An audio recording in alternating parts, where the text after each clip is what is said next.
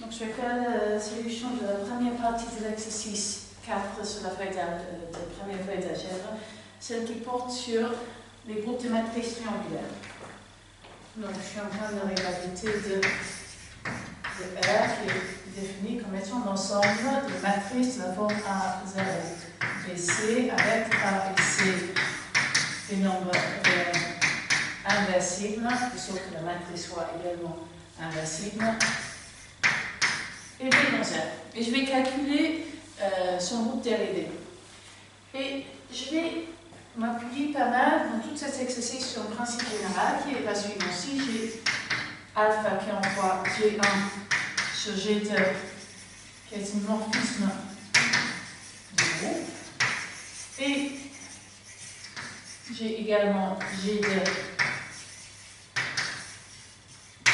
qui est abélien, alors le groupe dérivé G1 est contenu dans le noyau de alpha. Pourquoi ça?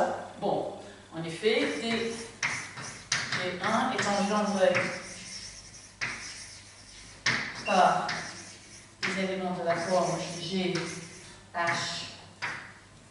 G-1, H-1, et pour tout G et H, alpha de G, H, G-1, H-1 est égal à alpha G, alpha H, alpha G-1, alpha H-1 est égal à identité dans G2, puisque G2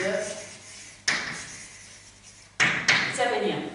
Donc si je peux construire des morphismes de groupes, pas des groupes abéliens, je me donne immédiatement des conditions assez fortes, des contraintes assez fortes sur mon groupe dérivé. Donc, en l'occurrence ici, je prétends que c'est l'application qui prend A, B, 0C et l'envoie sur l'élément A dans R étoile et également celui qui prend A, B, 0C et l'envoie sur C qui dans R étoile. Donc là, je considère le groupe R étoile bien évidemment avec la loi multiplicative. Je prétends que ceci sont des morphismes de groupe.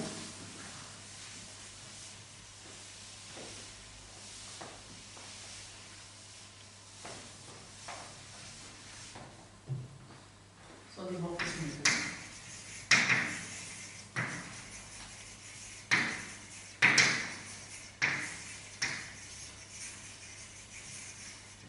En effet,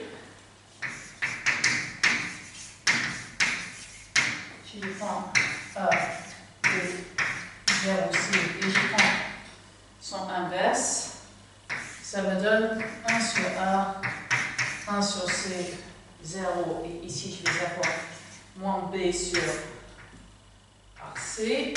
Ok, et ici j'ai bien l'inverse de A, ici j'ai bien l'inverse de C, et je prends A1, B1, 0, C1, et je multiplie par A2, B2, 0, C2, je vais l'obtenir ici A1, A2 qui est bien le produit de A1 et A2, ici je vais avoir A1, B2, multiplié 1, C2, 0, C1, C2, j'obtiens bien ici le produit de C1 et C2. Ok.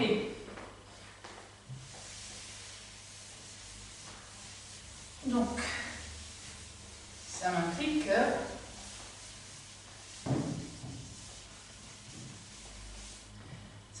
donc que le groupe dérivé de T de R est contenu dans l'ensemble des matrices de la forme 1, 1, 0, B, avec B,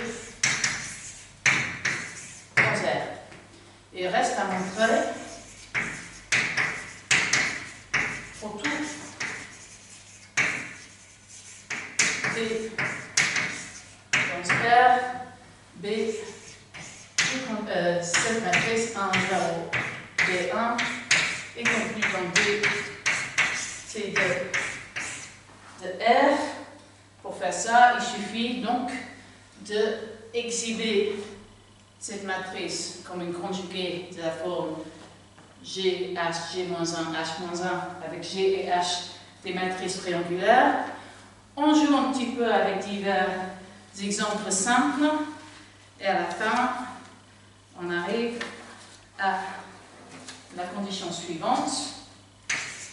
Soit on va dire M, la matrice 1, moins A, 0, 1, et N, la matrice 2, 0, 0, 1. On va calculer donc ces deux éléments du groupe des matrices triangulaires.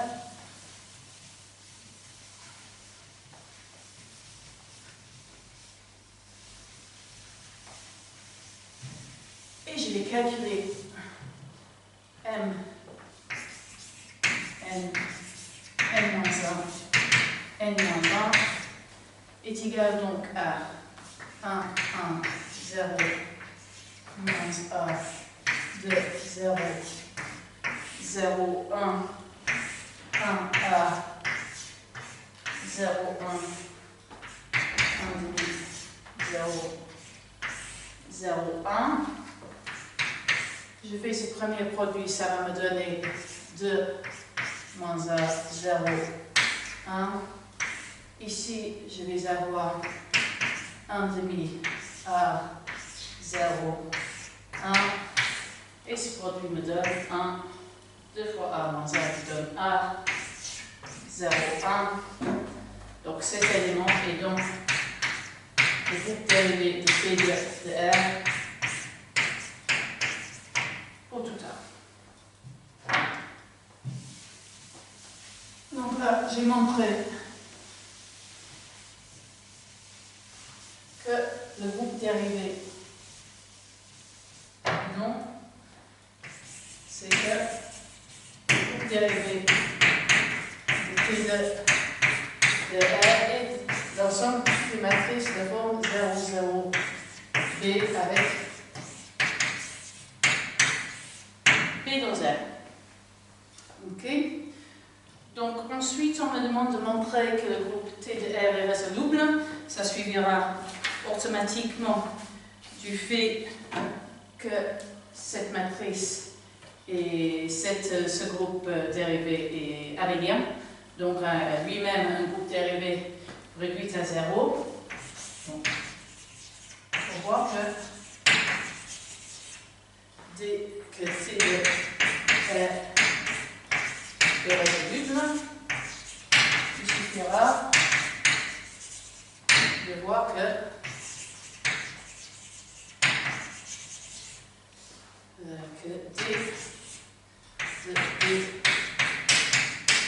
T de R est égal à l'identité,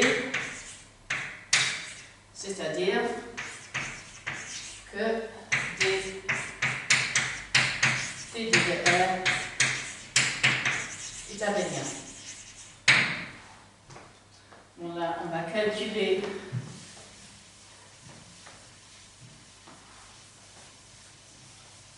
le produit dans les deux sens de deux éléments de ce groupe. Si je prends 1, B1, 0, 1 et je multiplie par 1, B2, 0, 1, j'obtiens 1, B1 plus B2, 0, 1. Et pareillement, si je fais dans l'autre sens, 1, B2, 0, 1, 1, B1, 0, 1, j'obtiens 1, 0, B1 plus B2, 1. Et tout va bien. Donc, D2, D, P2 de R est simplement la matrice identité. Ok. Ensuite, on va faire quelque chose de similaire en dimension supérieure.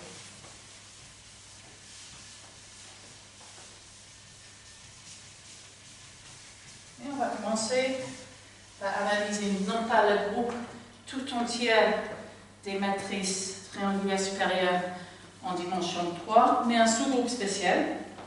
Donc là, on est en train de regarder l'ensemble G de toutes les matrices de la forme 1, 1, 1, 0, 0, 0, A, BC avec A, et BC, tout nombre réel.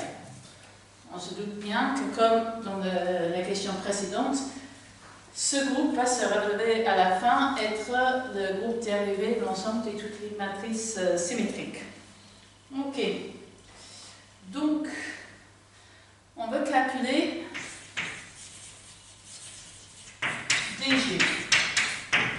Et nous a donné une astuce qui est de considérer les applications que je vais appeler F, puis on voit A, B, 0, 1, C, 0, 0, 1 sur F de A dans le groupe R+, et G en 1, 1, 0, 0, 0, A, B, C, et l'envoie sur pardon, non, et qu'il envoie sur A tout ça. Il envoie sur C dans R+.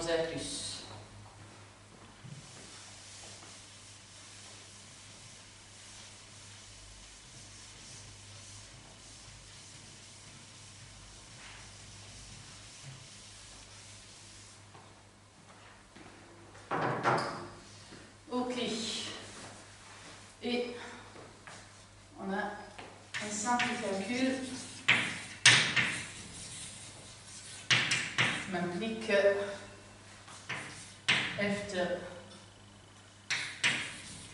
Mn égale à F de N plus F de N, F de N moins Z égale à moins F de M, et donc F est une morphisme.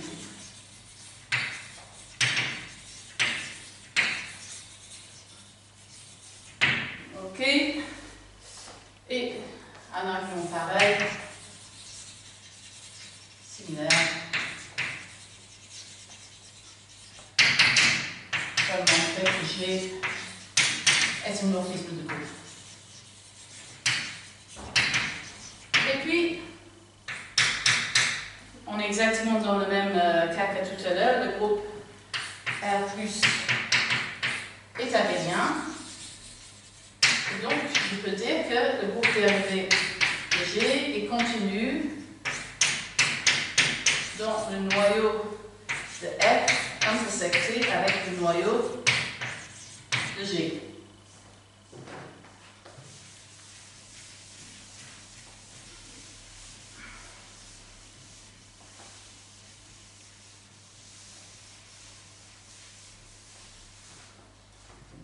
C'est-à-dire que G est contenu dans l'ensemble des matrices de la forme 1, 1, 1 sur la diagonale, 0 sur le sort diagonal, et puis C, avec les sections C dans R.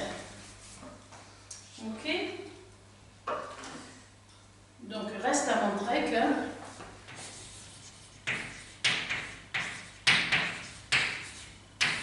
DG est égal à cet ensemble.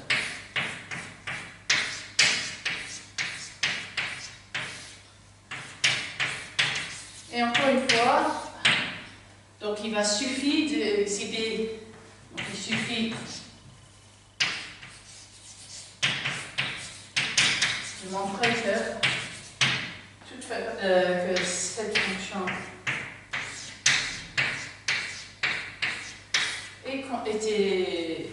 est de la forme dH G-1 H-1 pour certains G et H qui doivent être pris dans le groupe grand G. Ok.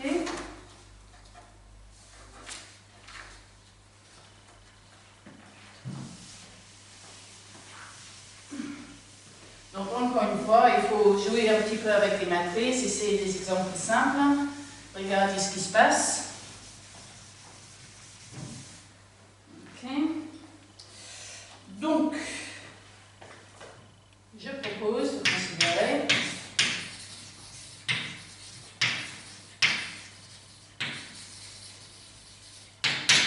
l'ensemble 1, C, 0, 0, 1, 0, 0, 0, 1, multiplié par 1, 0, 0, 0, 1, 1, 0, 0, 1, puis l'inverse de ça,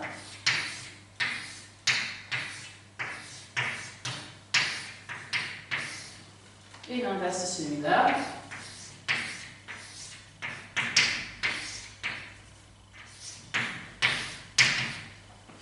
Ce qui me donne, donc là je vais multiplier ces deux-là, j'obtiens 1, C, 0, 1, 1, 0, 0, 1.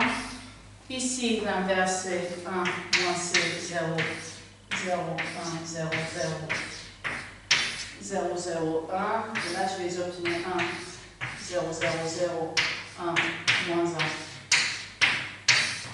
0, 0, 1. Ce qui, après calcul, va me donner 1, 0, 0, 0, 1, 1, 0, 0. Et ici, à la fin, je vais avoir un C. Donc le bilan de tout ça,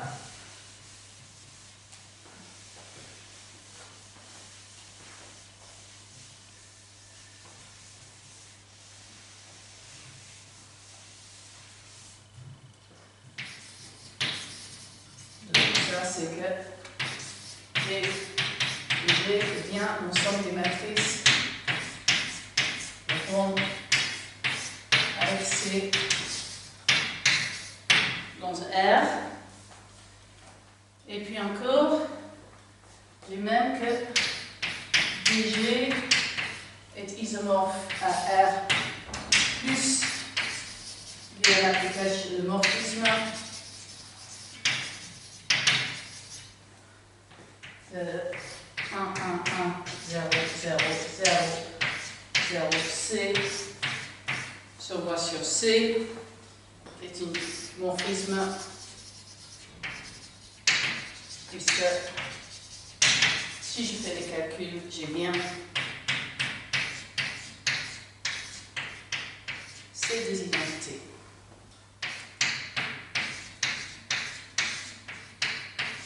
Le produit. Quand je fais le produit des matrices, je vais obtenir encore une matrice de la même forme avec C1 plus C2 ici et l'inverse.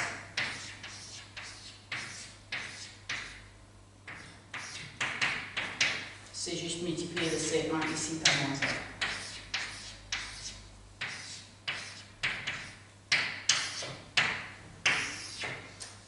1. Ok, donc en particulier D de G est abélienne.